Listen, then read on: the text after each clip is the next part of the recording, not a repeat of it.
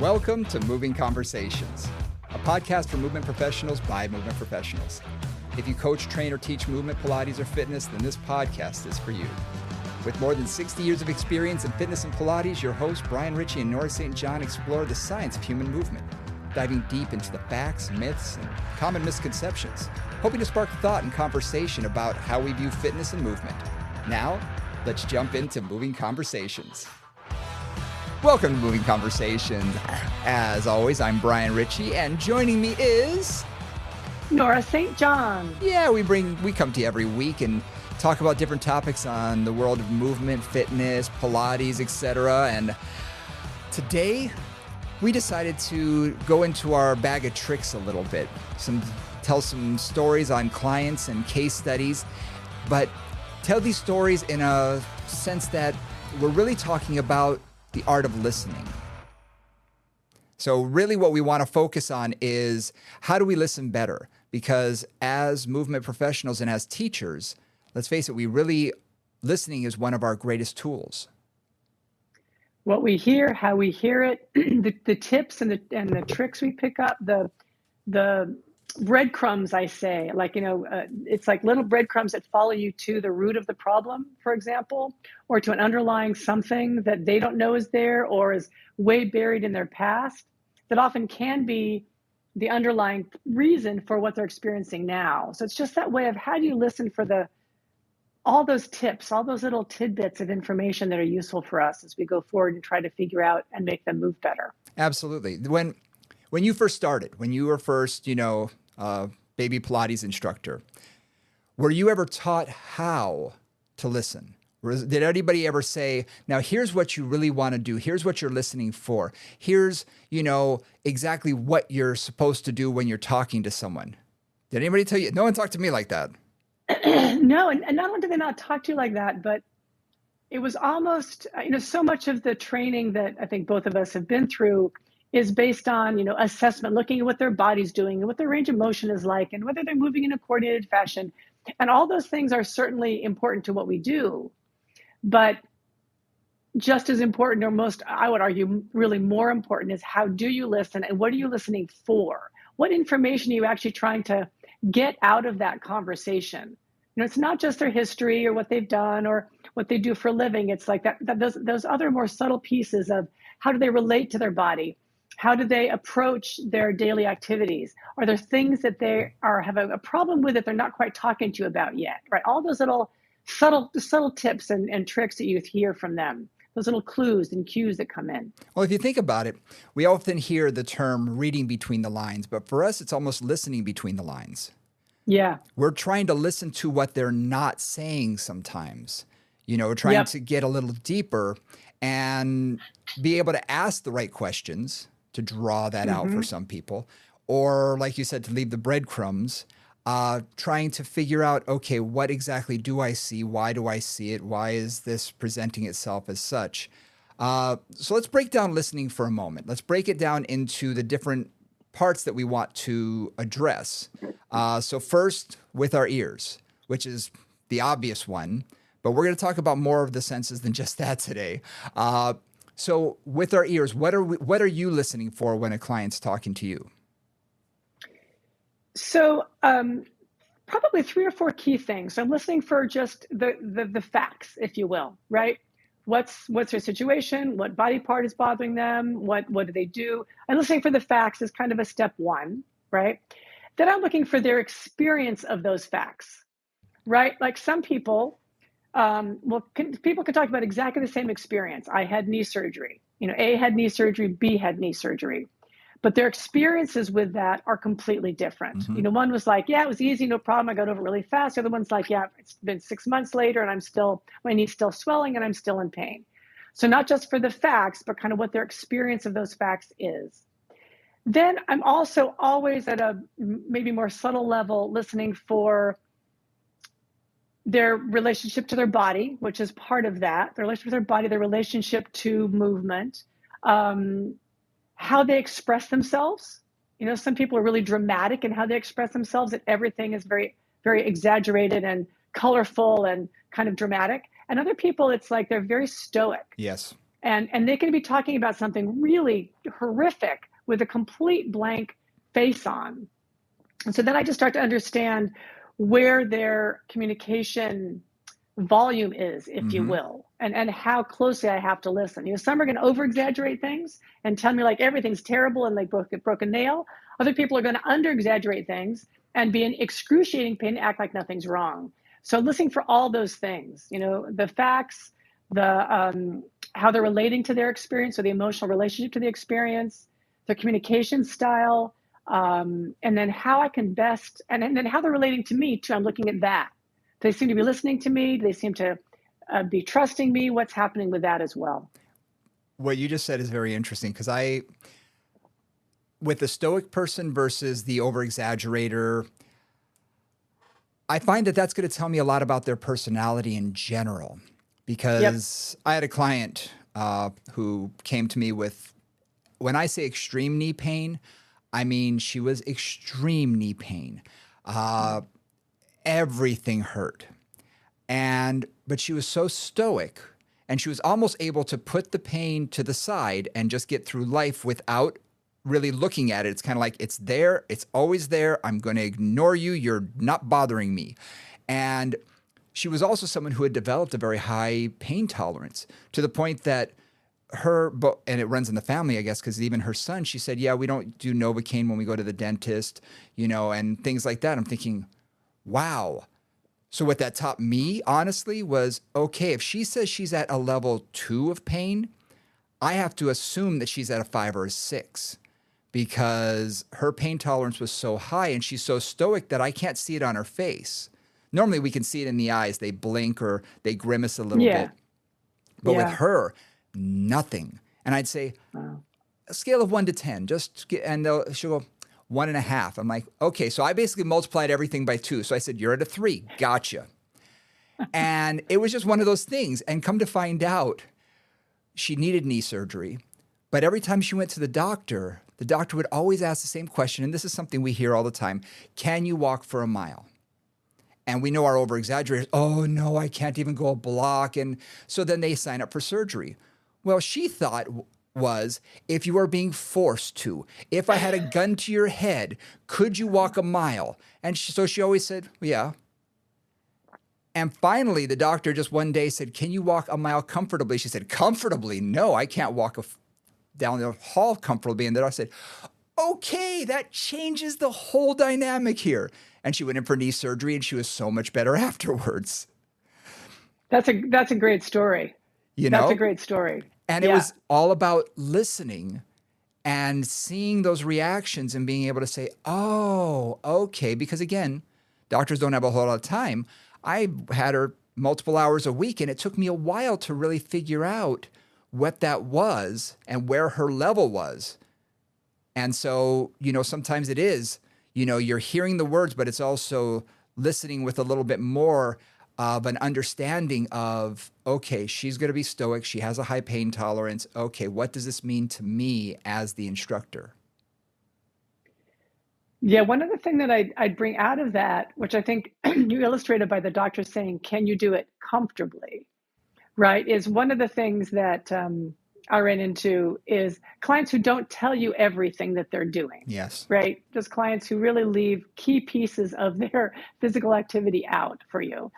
And sometimes you're just not going to think about asking that question. But it is one of those things of, if something isn't adding up, because I suspect for her that something was not adding up for you. You're feeling a dissonance between what you saw in terms of her movement patterns and how she was experiencing that and what she was saying, right? You felt a disconnect there. Is that right? Absolutely.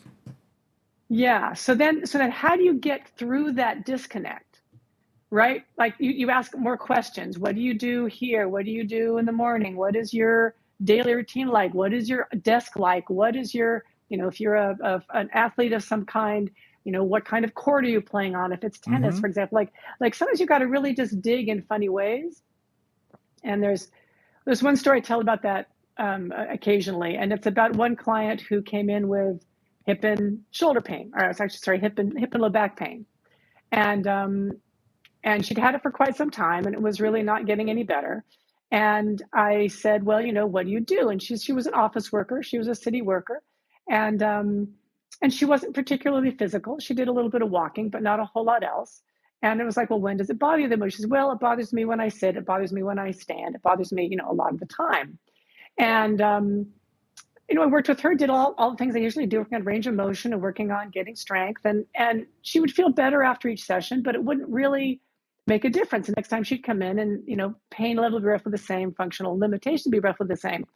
And finally, after really a while, like it was at least 4 or 6 weeks, I said, is there anything else I need to know? Like, what else are you doing in your day? Because things just weren't adding up. And she said, oh, well, I do meditation and I sit in full lotus for 1 hour in the morning and 1 hour in the evening. Wow. Now, if you think about that position, right, your hips are in extreme external rotation and your knees are a little bit torqued and you're sitting in a position with your back for 2 hours quietly still a day on top of an office job, right, where she was also in a desk all day. And I was like, oh, well, that was an important piece of information that absolutely I needed to know. So I worked with her on her meditation position and just had her change that for a while, and her hip and low back pain went away. Yep. But it was like that information, she just thought, I'm sure she thought of that as private and something that was part of kind of her spiritual practice that I didn't need to know about, sure, not feeling or understanding the physical nature of what that was. Yep. I also find that with certain clients, they don't tell you about things like, I may ask them, a lot of what we're doing during the initial assessment and whatnot is we are listening to, we're asking certain questions that we've asked 1,000 times before, but we often have to dig deeper. So ask the follow-up question and then another follow-up question, another follow-up question. So it hurts when you sit. Okay, when does it bother you the most? Oh, I notice it when I'm driving. Oh, well, what kind of car do you drive?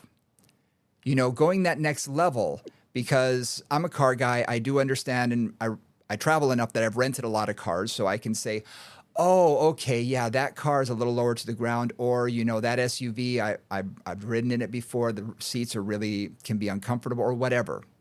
And sometimes I'll even go to their car and help them adjust it so that they're in a little better ergonomic position. But what they may not tell you is that they also, have a second car that they drive occasionally, or whatnot. And if they don't tell you that, and suddenly they come back from, a long weekend and they have extreme back pain, and they say, oh yeah, I took a drive. Oh, okay. You went to the Eastern Shore and back, and for us, it's a couple hours, Oh, okay, cool. I'm thinking it's the same car, but in reality, it might be, the little roadster that they have that's a lot lower to the ground and a lot more uncomfortable and all this kind of stuff, but it's a hot looking car and that the wind is in their hair and they're not thinking about it. I'm like, oh, okay, we have to work on that too. So sometimes it's digging at that next layer. Yeah. Yeah. Very often, right? With pain, it's always, you're trying to uncover as best you can the root of the issue, if there is one, right? Like what, or the exacerbation. What is exacerbating this? Why is it worse today than it was yesterday? And you've always got to look at as many things as you can. And they're not going to tell you a lot of those things because they just don't think about it. They just don't think it matters, or they don't realize what you're looking for. Mm-hmm. They don't see 2 and 2 equaling 4 for us, where we can see how they're sitting, how they're standing, how they're moving, and how they walk in, how they go upstairs. All these things can tell us a story. Their body is literally telling us a story every time. And if you've worked with a client for any length of time, as you probably know, different seasons, things change with their bodies, especially our gardeners who, I mean, I don't know how many times you've heard this, but a client will come in and say, you hurt me so bad last week. I'm like, what did I do? I'm looking through the chart going, we did nothing that new that you've never done before. If I experiment, I usually mark it down. I said, okay, this is odd if you had a bad reaction, and then you have to dig in. You have to ask those questions. And then they'll say, well, I also spent 4 hours working in the garden on Saturday. And I said, oh, did you now? Because I saw you on Monday. The first question I ask is, when did the pain start? Over the weekend. Yeah. Oh, we saw each other on Monday. Chances are you weren't hurt from the exercises if it didn't bother you until Saturday. And you dig deeper and you dig deeper. And then they say, I spent a few hours working in the garden. I said, well, what were you doing? Weeding. Okay. Were you bending over a lot? Were you on your hands and knees? Were you, what position were you in? Oh, I was just bending over and yanking them out of the ground. I was like, well, no wonder your back is hurting. I mean, come on. So sometimes it's just getting that instead of taking that ownership of, oh, what did I do? And I had a PT tell me once, said, don't take ownership of all their aches and pains. Don't. Because you see them for how many hours per week? Exactly. 1, 2, 3 at the most. How many hours are they on their own? What are they doing without you? Chances are that's when they got hurt. Yeah, and I've had very similar experiences with that as well. And I always think of spring as being the dangerous time, at least here in California. People will start to garden in usually March, April, something like that. And that's when they'll come in and go, oh, God, my back really hurts you. You did something last week. I'm like, well, did I? My other classic was I had somebody come in again on a Monday, and I hadn't seen them since Thursday, right? Or even Wednesday, the previous week. Like, oh God, whatever we did last week really killed me, and they're going on and on. I'm feeling concerned, if not exactly guilty yet. I'm feeling concerned. And I said, well, tell me about, when did you start hurting? And they said, well, I didn't really start hurting until Sunday night. So I'm like, okay, well, that probably wasn't me. What'd you do over the weekend? Oh, well, my grandkid was in town and we were working on a science project. And I was like, oh, well, what were you doing? He said, well, we were drawing these big maps of, the planet or something like that. And so they had big piece of paper down on the floor. Yep. And so he was basically kneeling and crawling around on the floor for a good 4 or 5 or 6 hours over the weekend, right? And this is somebody whose low back is, a little iffy, and whose knees are a little iffy, his hips are a little iffy. So I'm thinking, well, probably that was it, not me. It's always good to take that moment when somebody accuses you of something. Yes. To go, well, was it me or was it you? Because it could be either. Like sometimes I make a poor choice, and I acknowledge that. But same thing with look at the chart, and we didn't do anything. Like we did nothing that has ever caused you trouble before. Exactly. Yeah. So that digging deeper when we're trying to uncover those layers. And again, going back to the assessment, when you're meeting someone for the first time, it can be challenging. You and I were discussing this before, especially being a male, because let's say I have a female in front of me. Well, because of what I do, a lot of times they will share sometimes too much information, and that's fine. But certain areas of their body, I don't feel comfortable, asking about, and they probably don't just want to tell me about. And, so they may have some pelvic floor dysfunction. How I've gotten around that is just, do you have any kids? Oh, how many?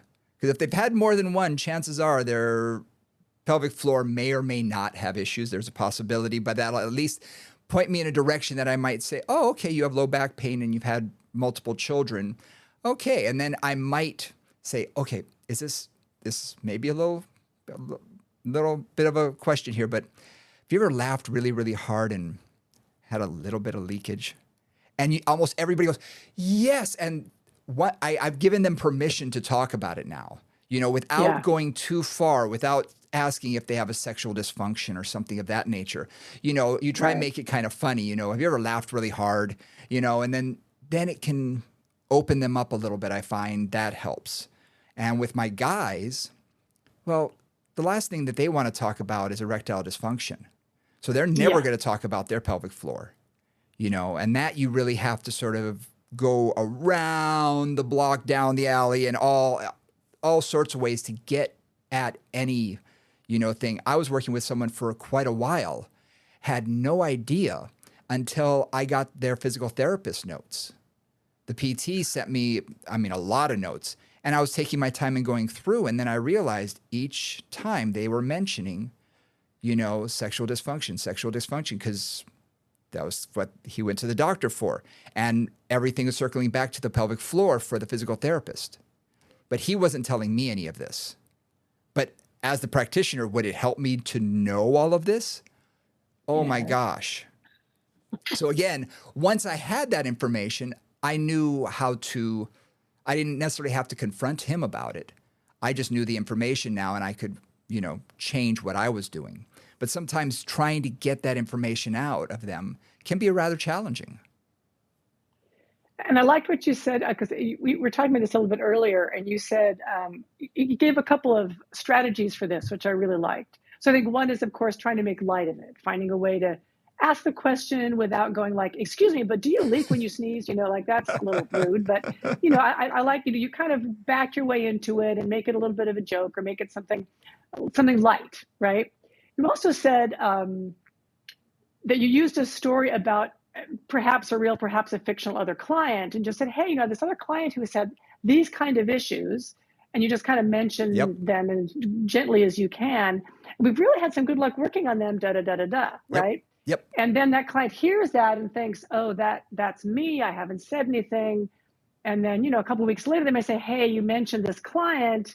I had the same issues. Would you be willing to, help me on that as well?" So I think that's one really a good approach. How do you address complicated issues like that? Yep. On the female side, some of that is mastectomies, breast enhancement, and breast reduction. Yes. Right? Because, breast enhancement, you can often tell if there's been breast enhancement. Yeah. Because they're not going to tell you that they've had that surgery. Yep. Typically. Sometimes they do, but a lot of times they don't. And you know it. You look at them and go, "Well, those look like there's been a little help there." Or breast reduction. And both of those, and certainly mastectomy as well, which they may mention, because typically they're going to tell you if they've had cancer or some other kinds of issues. But with both of those, there's a lot of things that happen to the tissues on the chest wall, right? There can be scarring, there can be changes in range of motion in the shoulders. They can often get kind of little rounded shoulders or other kinds of just changes in posture and myofascial balance, that whole area. And if they don't mention that to you, then you've got, you can tell if they've had a breast enhancement usually. And I'll often then just say, "Okay, well, I see whether they say it or not that they've had this. And so I'm going to address range of motion in the shoulder girdle, in the scapula, and their whole posture and their whole upper body, because whether they're going to tell me that or not, that's often an issue, right? So it's kind of like I take that, I'm just going to go around them essentially and do what I think they need, whether they tell me that or not. Right. Right. And that's a little bit the same issue with the pelvic floor issue is if I have somebody who's had 3 or 4 children and, is really of a certain age, I'm going to assume there may be some pelvic floor issues there, whether there are or not. And I'm going to give them exercise that would be appropriate for that, even if they don't mention something to me. It's funny when you said breadcrumbs, and this is going toward that. One of my favorite comedians is Hannah Gadsby, and she used the term Hansel and Greteling it. And literally that's what you're doing. And sometimes you have to do that. It's like, "Follow me, here you go." And you're just, you're drawing them in. And really you have to do that in a safe way. And using another person, a story of, and often it's fictional, but sometimes it's not. And, or if I sometimes think that might happen, if I'm working with a couple, I may do the Hansel and Greteling to the woman. Without saying anything about it being your husband, just and see if they say something, because they may say, "Oh, well, has John said something to you?" I said, "Oh no, I was talking about this other." I said, "Oh, well, we're experiencing." I said, "Oh, okay, well, there might be some things that I can help with on that." So that's another way that I find that I can do that. If I have a couple, but you're right. And it usually takes about 2 to 3 sessions if I'm dealing with especially men right away. Women, on the other hand, if I throw the bait out there, a lot of times they'll say, "Oh, I have that." And they're a lot more open to it. I find men, the embarrassment factor, I think, is a little higher when it comes to dysfunction of that sort. So it takes 2 or 3 sessions, and then they'll come back and say, "You remember that story you told me?" I was like, "Oh, that was a long time ago." Yeah, about this other well, it's like, "Oh, gotcha." Say, "Oh, no big deal. We can, and make it very light, of not joke about it, but make it not that heavy. Lighten it up just a little bit so that they're not worried about it and be like, "Oh, no problem." I said, "There's a ton of exercises we can do to help with that. So why don't we focus on that a little bit?"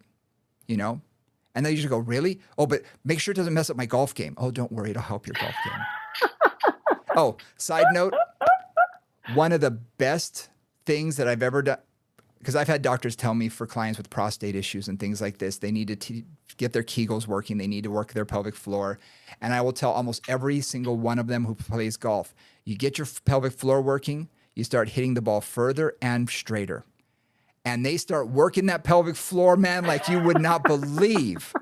It's great and it works. And they say, I am. I say, yeah, because you're actually tightening things up the way, you kind of need to down there. Things aren't loosey-goosey. They say, oh my gosh, it's great. Well, good.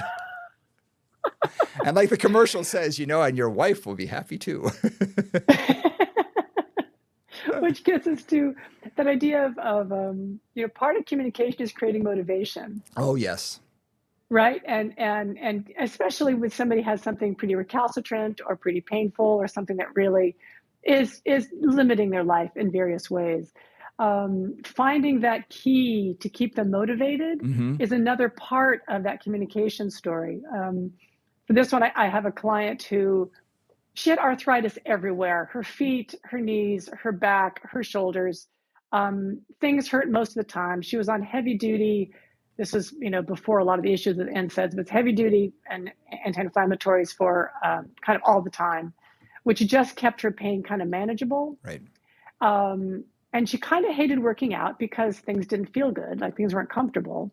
And so it took us a while to develop really a routine that didn't irritate her and helped to make her stronger. We pretty much stuck to that routine then. It was not the most stimulating session because it's like, we're going to do 10 of these, we're going to do 5 of these, we're going to do 6 of these. But basically her motivation was, and it took me a little while to kind of figure out, like, why are you here? What's important to you? She and her husband used to go on these pretty exotic vacations to various places like the Azores and, islands you've never heard of and things like that in search of various adventures. And she was maybe 5 feet tall, maybe 5. She's really short. And she needed to and they ended up on a lot of buses and trains and things like that. And if you've ever been on those, you know that often that first step is kind of killer to get up onto a bus or onto a train, especially when you're really short. And so that was her motivation, was basically being able to travel and being able to get in and out of odd situations and be comfortable in an airplane, that kind of thing. So we would do these exercises like this in Pilates world on the chair where you basically step on the pedal, right? You're just pushing the pedal down, which is basically like stepping up onto a bus, right? Or stepping up onto a train. And she was so funny because she said, every time she did that exercise, she said, I hate this exercise. And I hate you for giving me this exercise. And I said, just remember the next bus you're going to get on. She said, I know, that's why I do this. Right. But that, it's fine. I mean, I have no issue with that. But that was, she had a motivation that was clear in her mind, which allowed her to keep doing stuff she really didn't want to do. And it helped, right? That allowed her to make progress and to be able to keep doing what she wanted to do. Absolutely. Motivation is so important. Whether it be something like my golfers, almost any time I find that a client, especially a golfer or a tennis player, that needs a certain range of motion increase, thoracic rotation, whatever it is, or hips, or I need to focus somewhere. I always tell them, this is going to help your golf game. And every time they're going to say, oh, how often should I do it? Every day. If I tell them every day, I'm lucky to get it 3 times a week, but at least they'll be consistent. Yeah. And if they say, it hasn't really been helping, I say, really? How often have you done? Oh, I probably haven't done it enough. I'm going to start doing it more. Great. Sometimes you have to push that motivation. But it does work. It does work a lot of times. So getting the right motivation for the client. And again, for some, like we were just talking about for gardening, to say, okay, you're going to be gardening. And I had a client who turned their entire backyard into this massive garden. And I said, okay, so it's not as though you're not going to be down on your hands and knees, and it's not like you're going to have perfect posture, bending forward at staying in the sagittal plane. It's not like you're going to rotate. So guess what? We probably have to do things that are going to involve that. Maybe teach you slightly better ergonomics to protect you when you can, but also do some preventative stuff, because chances are you're not going to be 100% perfect alignment or orientation to whatever you're doing. So it's sort of like, okay, it tells me by listening to that and having them tell me what they're doing and for how many hours a week or a day, say, okay, so now here's how we want to teach you to lift properly. Here's how we want to do this. Now we know you're not going to always lift properly, so we're also going to train you maybe at a slightly different angle. We're going to have you rotate a little bit when you squat. We're going to have you, do a little bit of a reach, not to the point where you're going to hurt yourself, but begin to explore those ranges of motion so that when you do it in real life, you don't blow your back out. Yeah, so this is that other part of listening, right? Is what are they doing? An example I have is one tennis player that I had who was older. She was an older woman, and she had some hip issues.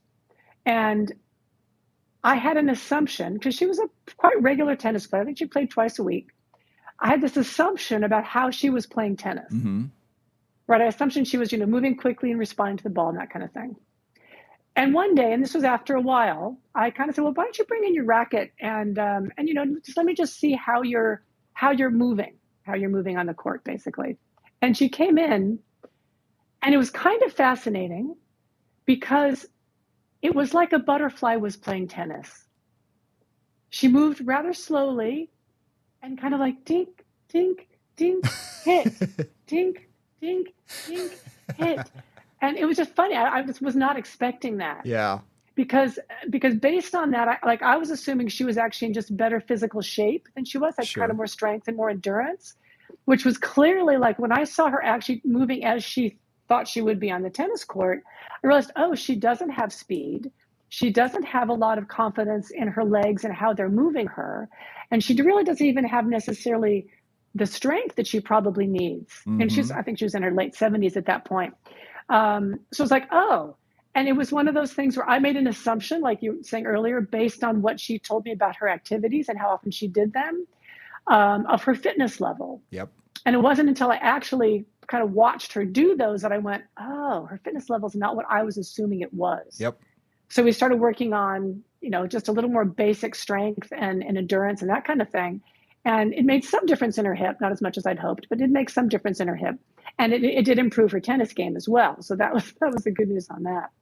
But again, it was that I was making an assumption based on the story, and it didn't turn out to be accurate. So that's the other thing, is just always digging through your assumptions.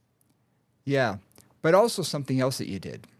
So getting back to sort of the art of listening, we talked about listening with our ears, but realistically, we need to listen with all of our senses. Well, except for taste. I find that doesn't work.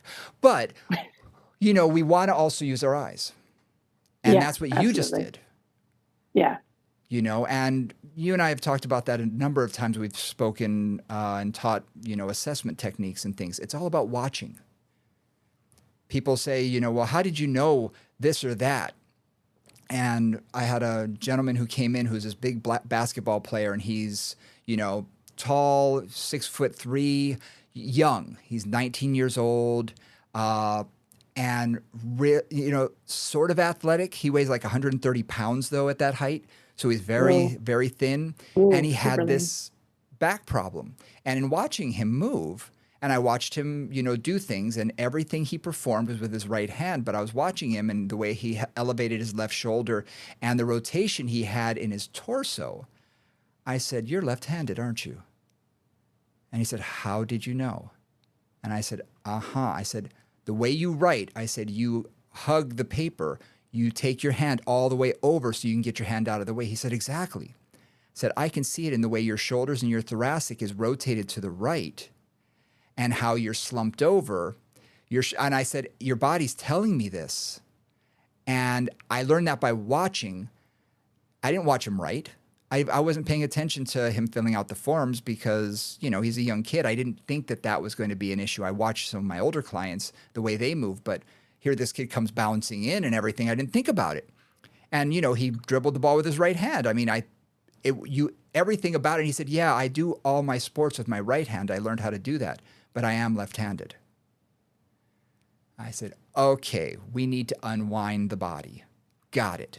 But it told me, by watching him, it told me what we needed to do next. Yeah, exactly. And that's, I mean, so much of our assessment is visual, right? That's when we're watching movement, we're looking for symmetry, we're looking for alignment, we're looking for coherency, we're looking for all the, harmony, we're looking for all strength and movement and range of Yep. motion, all the things you're looking for. One of the things that I mention every now and then is that lack of coherency between what you see and what they say. Right? That there's often this moment of like somebody says something, either they're not in pain at all or they're in a lot of pain, and what you're seeing tells you a completely different story. So one of the things that I say about that is when I've got a client, and I think of one client particularly with this, they had a car accident, right? And so they had a lot of neck and shoulder pain, and they had a whiplash. And they came in and they lay down on the mat, and and they're like, oh, every movement was kind of slightly painful, and they were very sensitive, and they moved very slowly, and they were breathing through everything, and it was like, somewhat excruciating experience for them. So we just were very, very gentle and calm and quiet, kind of getting their neck to start to move again. And then the second the session was over, literally the second the session was over, she jumped up, ran to her purse, threw it on her shoulder, and ran out the door, like aggressively. And the contrast between how she was experiencing her body when she was paying attention, which was that it was this delicate, kind of very fragile situation, and how she was treating it the rest of the time was profound. Yeah. And it was one of those like, okay, where is reality here? Like what's really happening here? And it took a while to kind of sort out, find the balance between those two things.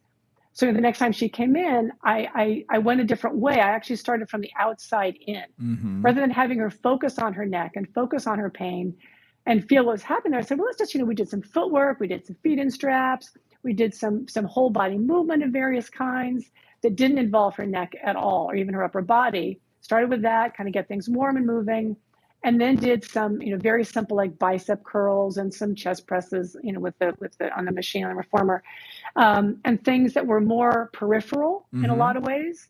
And then we started to think about the neck, and it was interesting because for her, if she was focusing on the neck, she was kind of a mess, and if she wasn't focusing on the neck, she did a lot of things. It's just this funny mix. And with her, I really had to start, I call it from the outside in. So I got a bunch of other things going, distracted her from the pain she was feeling, basically, and the focus on the neck. And then we did a little bit of neck work kind of towards the last half of the session for like 5 minutes. And then we went back and did some more full body work. Yep. And that's how we had to approach it. It's like I kind of backdooring it. Yep. Like I want to get to the neck, but if I focus on it, it almost, their whole nervous system goes neck, pain, right? And they can't get out of that. Yep. So I had to distract physically to other areas of the body and other experiences and sensations before we could really address the neck. I call it sneaking up on them. Yeah. Because I'm thinking of a client in particular who he was responding well. He had some low back stuff. He had a ton of foot stuff, but he had also some low back stuff. So we were doing a lot of basic mat stuff, and working through range of motion, pelvic tilt, all this kind of stuff. And he kept coming in saying, everything we did hurts. It hurts all the time. Nothing is helping. And he was complaining a ton. I'm thinking, your movement looks okay, though. There's nothing that looks like it would cause you, obviously during the exercises, he was doing fine. So he was having a reaction afterwards. So I just said, like you did, I said, in my mind, I said, okay. So he said, so I don't ever want to lay down, ever. I said, no problem. So I just said, you know what? We're going to ignore your core. We're going to do incidental core work. So I had him doing, one arm tube presses and rows and all this kind of stuff, making him stabilize in a standing position or a sitting position or even kneeling, put him on the ball, all these other things that still created that core, awareness and strength without him focusing on it. Yep. And we snuck up on it. And within a couple of weeks, I could put him back down on his back. And he said, oh yeah, this isn't bothering me anymore. I said, all right. But we had to sneak up on it because he was over heightened the awareness, and we had to calm that down. So yeah, we have a lot of people who need that. Yeah, and I think about working with a lot of the chronic pain clients I've worked with. When I was first starting out, I always felt like I had to really focus on their pain, right? Hmm. Well, what's happening with your back? What's happening with your back? What's happening with your back? What's happening with your back? And modern pain science talks a lot about how when you do that, they just keep remembering how much their back hurts, and it really reinforces that pattern. Yep. And much like you, it's like that sneaking up on it, that going around the back door. It's how do I stimulate that area, or stimulate other areas, and really bring their mental focus to another part of the body. Because the other thing too is, all of you know this out there in listening land. If you ever have anything that hurts, that's taking up a huge part of your brain. Hmm. It's like, the example I often use is a blister on your foot, right? It is in no way life threatening. It is in no way going to cause you any real trouble over time. But you're like, my foot hurts, my foot hurts, my foot hurts, my foot hurts, right? That just becomes like this drumbeat in your head. And with clients, that's exactly what happens. Is they're like, my neck hurts, or whatever it is. And if I could get them to focus on their feet, like let's do some footwork. Let's feel your heel. Let's feel some other part of your body. Hmm. Let's feel the ball of your foot. Notice how your hips are feeling. How is it, right? Taking the attention away from the injured area, because a lot of times the rest of the body's fine. It's not having a problem. Yep. It's just that one area. But pain will make them feel like their entire body is a mess. And no, just your neck, or just your right arm, or whatever it is. Yep. And really keeping that focus going. There's a new theory in physical therapy that I found very interesting, which is to not treat sometimes the injured side.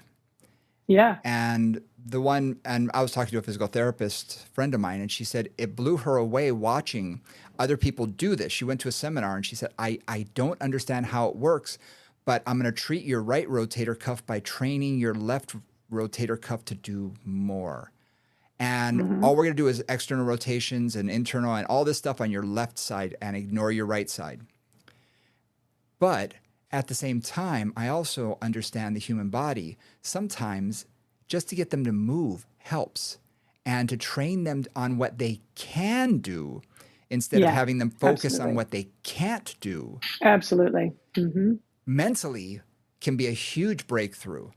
So, I have a client who can't, for whatever, she has a back thing, she can't squat. Squats are one thing she can't do, but she can lunge. So you know what? We lunge. That doesn't bother her. Cool. All right. I just don't have her do anything in a squatted position. And she feels fine. Again, finding what does work and sort of working with that. And again, it's watching a lot of her facial expressions. I tell my staff that all the time. When you're doing something with a client, a lot of times, like marching, do I have to watch their leg lift? No, I'm watching their spine. I'm watching, making sure that they're keeping neutral spine and things, but I'm also watching their face. I keep that in my peripheral, because if I see them squint, if I see them, any moment of hesitation, or I see, this wince in their face, you can tell that they have some discomfort. So that's another thing you can say, oh, well, that didn't work. Let's try something else. Without necessarily harping on it, you can just sort of say, yep, that didn't work. Let's try an overhead. Let's try moving your arms instead of your legs. Oh, and then I can visually see, okay, her face is calm, her neck is calm. Okay, this is working better. Let's work here for a session or two before we start doing something else. So by watching their body, it can really affect how I'm going to train them, where we're going to go Mm-hmm. with the programming, but also being able to keep them safe and hopefully calm down, like you said, that nervous system. Yeah, and you're not just looking at the movement, you're looking at the reaction to the movement, right? Yes. You're looking at their emotional response to it, or their physical response to it. And that's the thing too, is you're not just looking at the physical performance, you're looking at how are they relating to that physical performance, Yep. right? Are they relaxed with it? Does this feel great? Are they like, like that didn't feel so good? Are they concerned? Like, what's happening there? And that, again, that's one of our tips and our tricks and our cues. Yep. What's happening with that client? How are they responding to this? Yeah. The other thing that we can do, we're talking about the senses here for listening, is tactile, is touch. Mm-hmm. Now, there are some people out there who don't feel comfortable at all using their hands on another person. And I respect that. I went to And there's scope of practice issues depending on where you are. So we'll just throw that out there in terms of wherever you exactly. are. Everyone knows where they are. You do what you have to do. But you and I are both, I mean, I was a former body worker. Okay. I haven't Me really too. practiced in a long time, but I have that skill set, that if I touch someone, I've developed a very light touch that all I need to do is put my finger on something like their trapezius or something like that. And I can tell exactly what's going on, what's happening. The longer you're at this, the more you're going to be able to see things and the more you're going to be able to feel that energy through your hands. Mm-hmm. And sometimes it's even just allowing them, if they're doing some scapular retraction work, either rows or, shoulder extension or whatever it is, and you just want to get that scapula to retract, you can feel by just guiding them a little bit. I'm not pulling them into position, but I'm just reminding things, and you can see things begin to move better. Or if it's not moving, I can feel it in my fingers and be like, wow, this right side's not moving. Okay, what is it doing then? And I can visually see that, but in feeling it, I can feel that scapula elevate slightly before it depress. Oh, no wonder your levator scapula is really cranky. Okay, it's pulling every time you try and do something with your shoulder. It's trying to do all the work. Got it. And by touching and guiding that scapula, I was able to say, oh, okay, that's what's happening. Now I know how to hopefully get rid of that and focus on other areas, or at least remind them, we don't need to work on that. Just retract, And I do find with a number of my clients, by just allowing that assistance of my hands pulling them back slightly. And again, I'm putting a pound of pressure max. It's just more of a guidance. They all say the same thing. They say, I feel it a lot more. I feel like I can do it. As soon as I take my hands off, they say, I don't feel like I can do it as well. So, I do it for a few, then I back off. And if they need it, I do it for a couple more, and then I back off until they can get it right. Yeah. So using tactile cues to give the body cues Yep. for how to do something, how to perform something, and give you the feedback about what's actually happening. Because there is oftentimes a subtlety in the movement, like I'm thinking of the scapula particularly, where it's like getting stuck in a certain place. Somebody does an upward rotation or a downward rotation or an elevation, and it's like one's got a speed bump in it. Like they're both moving roughly in the same way, but one kind of goes over something, right? Or to your point, one always is elevating because that levator is a little bit tight. And sometimes you can see that, and over time you get better at seeing it. But there's also that, how do you feel that? Yep. And then for a client, tactile feedback, both either yours or theirs, can be extremely powerful, much more powerful than a lot of words can be. Absolutely. I was working with a client. It was my first session with her. And I always do a manual stretch at the end. And just to feel good, and especially since she's had low back things, I'll often do a little bit of gentle traction. I'm holding onto her ankles, and I just lean back. It's nothing major. And a lot of times I'll just wiggle their legs back and forth or do internal and external rotation just to loosen some things up. And when I did that, she didn't move. Everything was locked in her pelvis, in her hips. Her back moved, but she was not rotating in her hips at all. And I had to sort of say, relax, relax, relax. And what she did and let go, things began to move. And I actually saw her face relax. And she's 45 years old and just gave birth 9 months ago. So I'm thinking, okay, there may be some other things going on in there that we're going to have to address that, again, I would not have known because she is fairly athletic. She moves really well in a lot of ways, and then really not in so many other ways. And this told me immediately, wow, okay, her hips are locked up. But again, just by having her do internal and external rotation, because she was telling her body what to do, she was able to, but she couldn't relax out of those positions. So again, having that tactile told me that.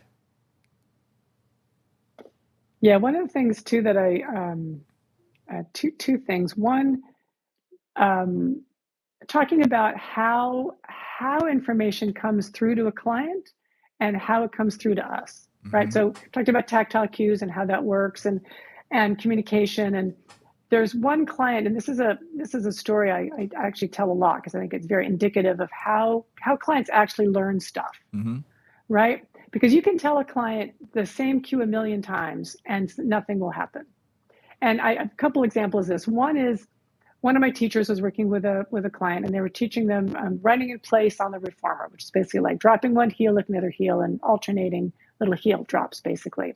And it is weirdly hard to teach. It is just something that doesn't, for some reason, for many clients in that position, does not feel natural. And this one teacher who's been teaching for 20 years at that point, or 50, I mean, very experienced teacher. This client could not get it. There was not, but they were intent on figuring it out. It was 10 minutes of running in place. Yep. And it was just fascinating to watch. I was actually in the other room at the time doing charting, and I was just listening, and it was like, wow, that is a real struggle. And again, how clients hear stuff or don't hear stuff. And one of the things too that I always think about is this is where having 100 ways to say the same thing is really critical, because you never know when a particular cue, even if you've used that cue before, will actually land. And one classic on this was a client that I had for 16 years, and I saw her at least once a week for 16 years. So it was a long time. And in a second. And she had a hip problem when I first saw her 16 years ago, anterior hip problem. And I was really focusing on having her trying to soften the anterior hip as she folded the femur in and kind of let the femur drop back and kind of soften the hips. 16 years later, okay, just 52 weeks a year times 16 years. This is a lot of sessions later. I basically said, okay, so like imagine when you're folding your hip, same movement. Imagine when you're flexing your hip, that it's kind of like you've got a pulley, and that femur is kind of going like around a pulley to come in.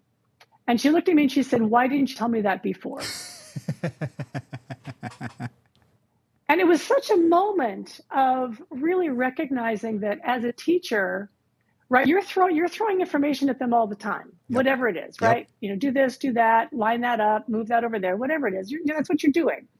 And there are certain moments when I call it like their lock opens up. Yep. And at that moment you have the key to that lock. But until that lock shows up, or until that key fits that lock in them, they don't hear anything you're saying on that particular topic. Yep. Yeah.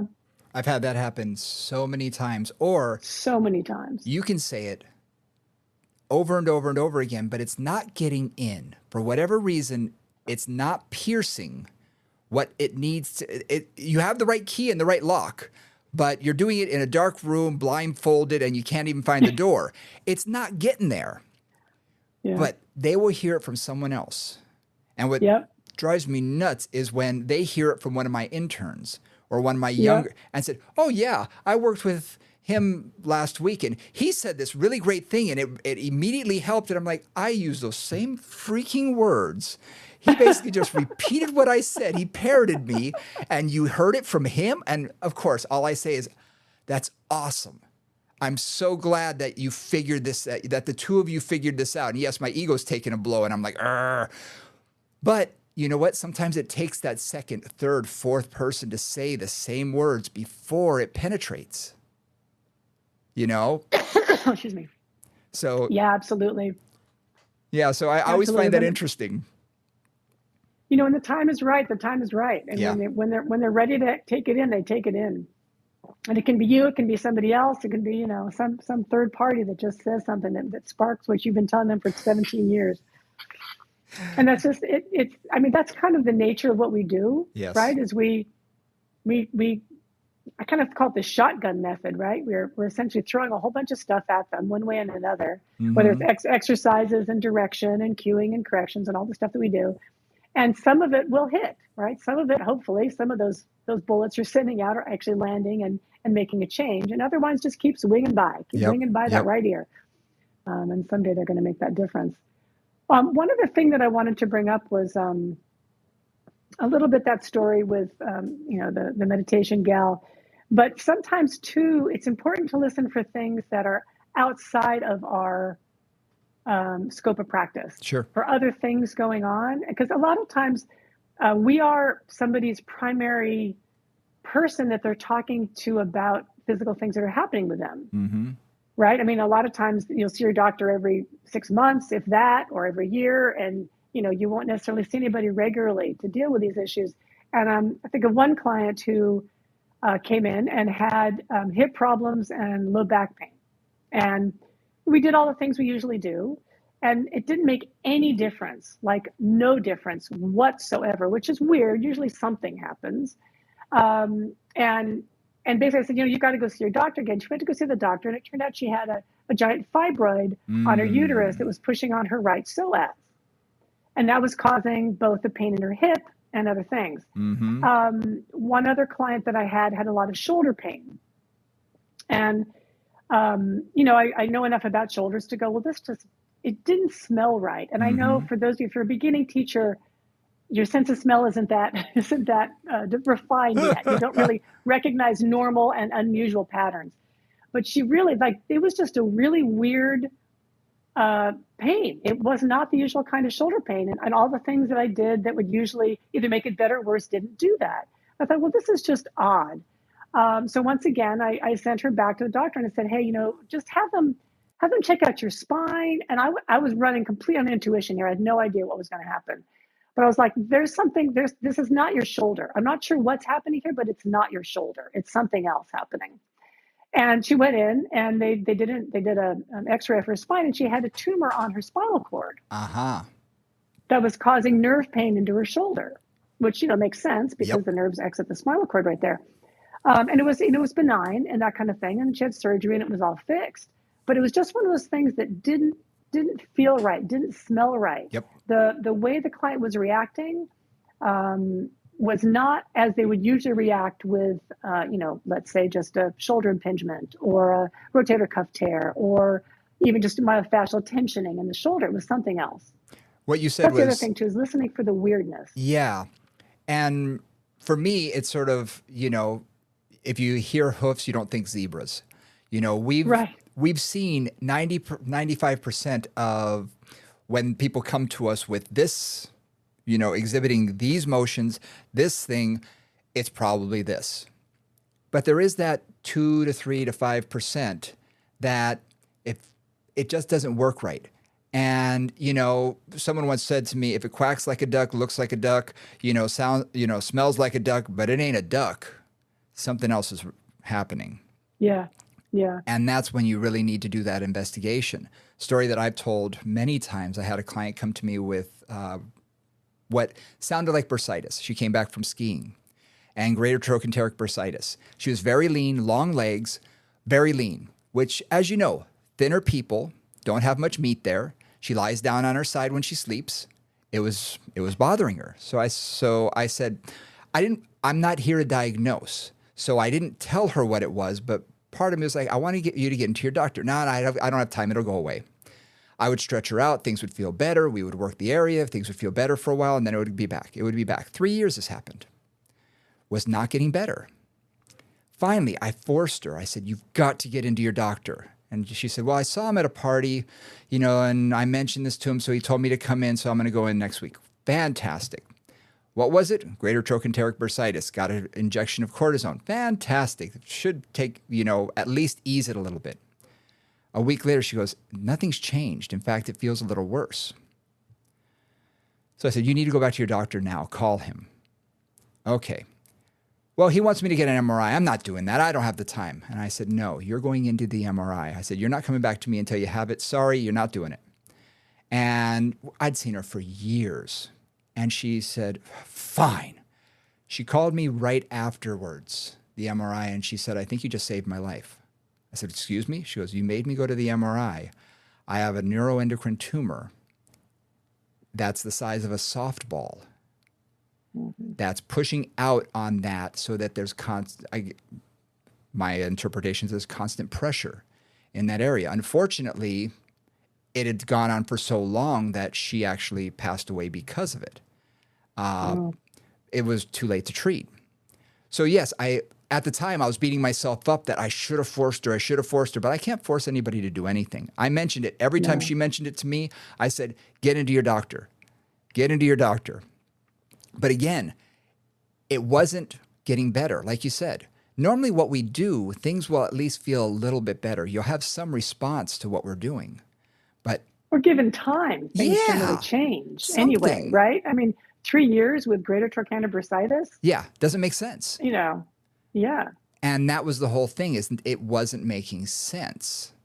yeah. So again, now this is 20 years ago, so it was, you know, I was still, I consider it, being in the industry for 10 or 12 years, still an infant. But, you know, I'd been at this for a little while, but now looking back, I think, wow, I would think I would make different choices today. And again, it's about listening and seeing that I'm not getting any response. I'm not seeing any changes. Therefore, there must be something else going on. And that's something that really we have to sort of identify and watch. And if it's happening, okay, dig a little deeper. Sometimes it does take just a little bit longer. Mm-hmm. You know, I have a client right now who had frozen shoulder and now it's impingement. So, you know, we'd gotten through the frozen shoulder and things were doing great. And all of a sudden she started having shoulder pain again. And my brain is like, what's going on? Your range of motion's incredible and everything. And then I was like, oh, you know what? I bet it's something different. So I sent her back to the doctor and the doctor said, oh yeah, you now have impingement and tendonitis. So I'm like, okay, this makes a whole lot more sense. Yeah. So now we're not going to work it like we did frozen shoulder. We're going to work it differently. And it's just, you know, sometimes that does happen. Things like an onion, you peel away one thing, there's something else there. But yeah, you have to be aware of that and keep all your senses open to take that in when you're watching someone, when you're listening to them, to really listen with all of your senses. What's going on? What's the bigger picture? And that's our message, yeah? Yeah. Yeah. Yeah, is listen with your ears, listen with your eyes, listen with your heart, listen with the emotions that they're experiencing. Recognize the dissonance between their experience and what they're saying, or between what you expect, how you expect an injury to ordinarily go through its life cycle and something that isn't happening. And just keep asking questions. If something doesn't make sense or if something just seems weird, sometimes there's something in their history that you don't know about. I had a client who broke their femur when they were 9, and it really had led to weird things all the way up. Like that leg was a little shorter, it worked a little bit differently. Yep. A number of clients who had, and was one period when they did this, braces on their feet as toddlers, which just makes there was a disharmony in all my clients who've had that. I've been able to tell very quickly when they do footwork, because there's something weird between their foot, their lower leg, and their knee. And it's like, did you have braces when you were, a toddler or, little kid? I'm like, oh yeah, how do you know? It's like, well, there's just something's not right. Your tibia is in a weird situation. So just keep looking, keep asking. History, present time, current activities. And something I want to remind our younger in the industry, I'm not going to say young because you can, only be at this for a year and be, my age in your 50s. But when you are just starting out and you're sort of developing your eye, you're developing your ear, you're developing all of these listening techniques, sometimes you don't need to worry about figuring out what's causing it today. Just being able to identify that something's not right. You and I, we watch people for a living.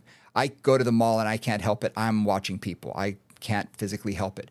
But you spot someone from across the street and you're like, ooh, something's going on there.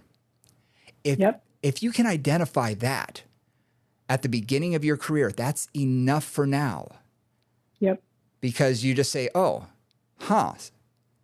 they might have a limp. You don't have to ask what leg it is. Just there's something going on here. Okay, that's enough at the beginning. Because then you can ask questions. You can figure things out. But being able to sort of see that and training your eye a little bit at a time.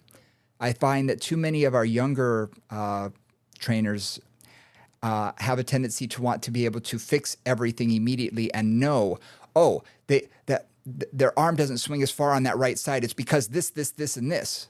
You don't know that. Maybe.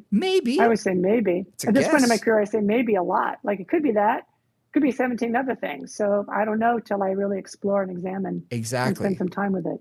But it gives you now a little bit of a focus where you can say, oh, I see this. Okay, maybe I'm just going to look at that and see, does it lead to anything else? So for people who aren't willing to trust their eye yet, start there first. Start just by seeing, are there some anomalies? Is there something that stands out? Humans have, scientific studies show humans have a very, very strong ability to recognize symmetry. Mm-hmm. For example, that's something that's absolutely built into our processing system, that we recognize symmetry like nothing else. So lack of symmetry, and I would really expand that most of us recognize a disharmonious movement pattern. Yes. You know, like you're walking along the street or you're in a crowd and somebody's moving oddly, it'll catch your eye, like look over, like what's happening there. So we have that ability. It's just, it really is innate to recognize kind of a graceful movement pattern and a odd movement pattern. Yep. And so just, yeah, focus on that. Just start to recognize that. And don't even, what I always do is just say, what's happening? What do I see? And then I just open my eyes and just go, I wonder where that's coming from. Mm-hmm. Don't try to have an answer yet. Stay curious. Keep your curiosity open, not the answer. Yep. Because I find the answer often comes too soon, and you close off the possibilities that may be the real possibility. Yep. You know, the more you can just go, why is that happening? And then you start to explore, you start to look at other movement patterns, you start to do whatever your workout is, and more information comes to you. That's a great way to let that happen. Yeah, that's a great way to put it. If you're looking for the answer too quickly, you and I have both had this happen when you go to a doctor and you're starting to explain to them what's wrong, and you can tell the moment they've stopped listening and are just waiting for you to stop talking before they can tell you what's wrong with you.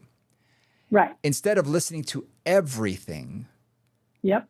You know, and, you know, I'm a wiseacre, and every now and then I'll throw something weird in there when I'm telling a doctor. If I could see them tune out or something like that, I might throw something else in there and say, and yeah, I get this weird sensation right here on the bottom of my foot. And then that might sometimes make them go, excuse me, what? I say, oh, never mind. No, that's something else. I have an itch there. And again, I'm a wiseacre. I'll be honest. I'll pull that out. But when they tune out their brain and they're just waiting for you to stop talking, and I find this with a lot of physicians because they need to get out of that room as quickly as possible. Yeah. If we're looking for the answer and we're not listening to all of the facts, we may not get the full picture. Absolutely. So I think that's really sort of a key that we have to focus on is get the full picture, or as big a picture as we can, you know, and try and figure it out. It's like putting together a jigsaw puzzle without the box. You don't know what it's supposed to look like. How are you supposed to figure out what it is? You know, try and see as much of the picture as we can, and then maybe things will start talking to you. Maybe things will come together and you may find what you're looking for. You may not. That's always a possibility too. But oftentimes it'll point you in the direction that you can head, and that'll help. Exactly. It starts you down the path. And as you go down the path, like another branch will show up or a right turn will show up. But that'll help you get just on the right path anyway. But then we'll branch out as you discover more and more things and understand that particular client, how they respond to exercise and how they respond to you and all that. Yeah. Yeah, exactly. I think we covered a lot of stuff here today. That was good stuff. That was good stuff. A lot in there. Yeah. A lot in there. Awesome. I'm hoping that was useful to you guys in terms of just thinking about how you interact with clients, what you're looking for, how you listen. You know, because that's the magic, honestly. I think that's the magic that makes us good, makes Brian and I's practices full forever. Is just that ability to listen and understand and really take in the information from the client in an effective and efficient way. Absolutely. And so often people are just wanting someone to hear them because their family has tuned them out because, you know, they've been complaining about something for so long. And the doctors tuned them out because, you know, they're so busy that, you know, they've stopped listening. Sometimes they need to talk. And it's our job to sort of listen to that story, say, okay, and then listen to everything else that we see. And again, get that sort of point of view that, oh, here's where I need to go. Here's how my programming should be. And hopefully get the right result in the end. Absolutely. Absolutely. All right. Any final words? You got any final words? I think I'm good. How about you? Very good. Thanks for joining us, guys. Thanks very much. Again, Moving Conversations, you can get us at movingconvos@gmail.com. Check out our social media, Moving Convos on Instagram. Keep your eyes open. We're going to be doing a lot of things in the coming months that I think you all are going to be very interested in. So I'm just teasing that a little bit. So keep your eyes and ears open for Moving Convos on Instagram, and We'll see you next week.